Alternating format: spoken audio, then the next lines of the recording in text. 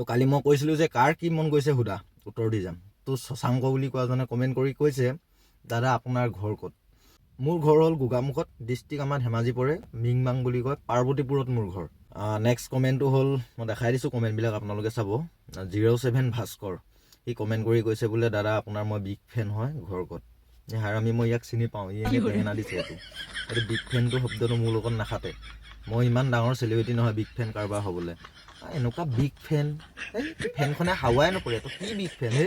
তো নেক্সট কমেণ্টটো লক্ষী বুলি কোৱাজনে কৈছে যে মই কমেণ্টটো দেখাই দিছোঁ, তোমাৰ GF আছে নাই? না কচম কৈছোঁ ভাই, ক'ৰবাত আছে যদি ক'বা দেই।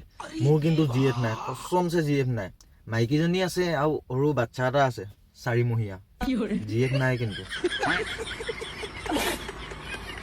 আৰু নেক্সট কমেণ্টটো কৰিছে হীৰক জ্যোতিয়ে কৈছে যে ভাল ঢোল ক'ত পোৱা যাব? তো ভাল ঢোল পাবলৈ হ'লে তুমি গোগামুখ আহিবা, গোগামুখৰ পৰশুদা দোকানত যাবা, মোৰ কথা ক'বা, নিশ্চয় তোমাক ভাল ঢোল এটা দিব। আৰু তোমাক কেনেকুৱা কোৱালিটিৰ ঢোল লাগে তুমি ক'বা, তুমি যেনেকুৱাই বিচাৰা তেনেকুৱাই পাবা। আৰু এটা শেষৰটো কমেণ্ট হ'ল, দাদা ভাইৰেল আছে নেকি? ভাইৰেল এতিয়া মই ঘৰত বাকচত চাম, যদি ভাইৰেল আছে মই তোমাক অকণমান দি দিম দেই।